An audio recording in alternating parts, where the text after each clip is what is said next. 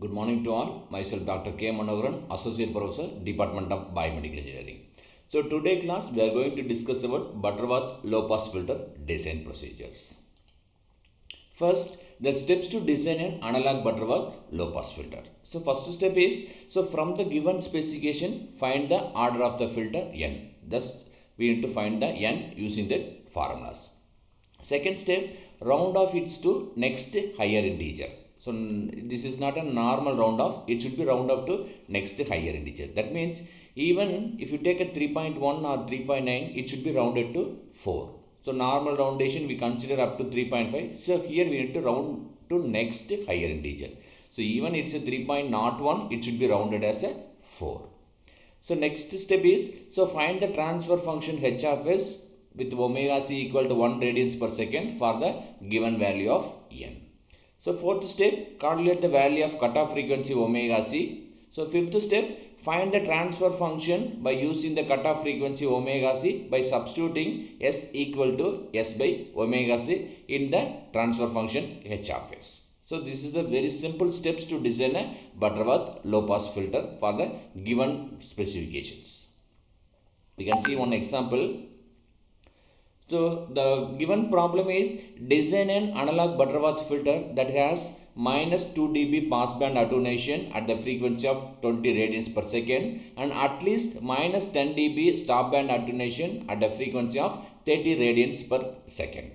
So look at this, the given specification, the frequency is 20 radians per second and then 30 radians per second. That is passband frequency is 20 radians per second and stopband frequency is 30 radians per second. So sometimes they may give it in a frequency in terms of hertz, we need to convert it into radians per second. So here they directly given as a radians per second, we can directly use it. And then look at the attenuation. So passband attenuation is minus 2 dB and stopband attenuation is minus 10 dB. So this is an at least value. So even they mention it is a minus or plus, you need to take attenuation, always the value will be positive only. So the attenuation means it will be discarding that value. So that's why sometimes they mention it is a minus.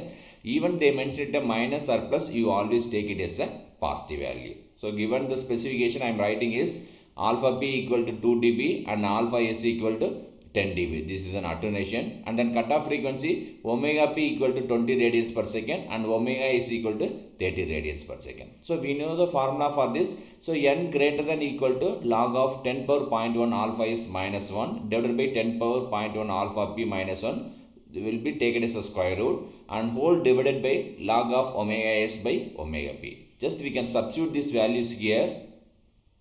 So once if we substitute it, so logarithm of 10 power 1, so that will be 10 minus 1 divided by 10 power 0.2 minus 1 divided by log of 30 by 20. So this is the value we are substituting here. Look at this. This is 0.1 into alpha s. This is 0.1 into alpha p. So alpha s equal to 10 dB. So 10 into 0.1, that will becomes 1. Similarly here 0.1 into alpha p. So alpha p is 2. So the 0.1 into 2, that will be equal to that is 0.1 into 2, that will be 0.2. So we need to substitute these values here, and this is omega s and this is omega p. So this is 30 and 20.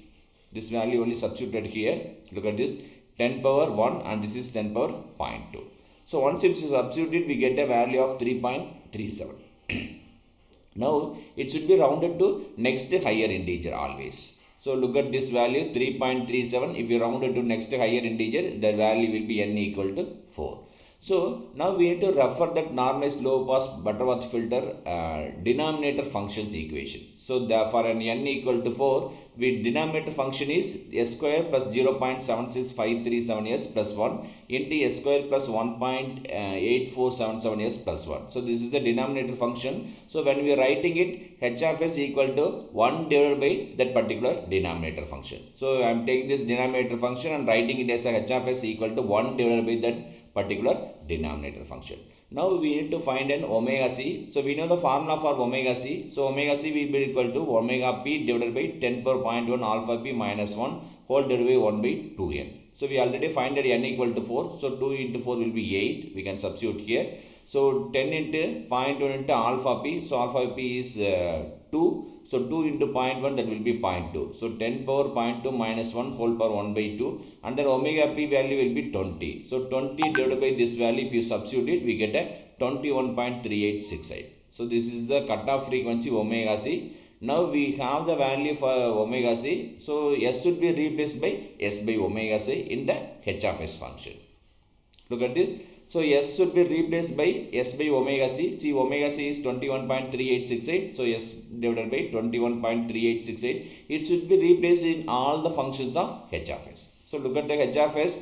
Look at this. This is s square and this is s. We have two terms here, and here also s square plus s. So these all s should be replaced by s by omega c.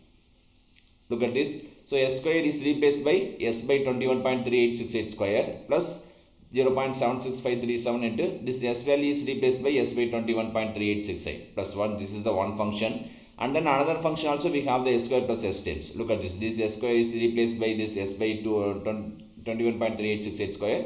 Similarly, this s is replaced by this value. Now we need to expand this function and cross multiply it. You get the final results. So just simplifying this function, we get this 0.20921 into 10 power 6 divided by s square plus 16.3868s plus 0, that is 457.394.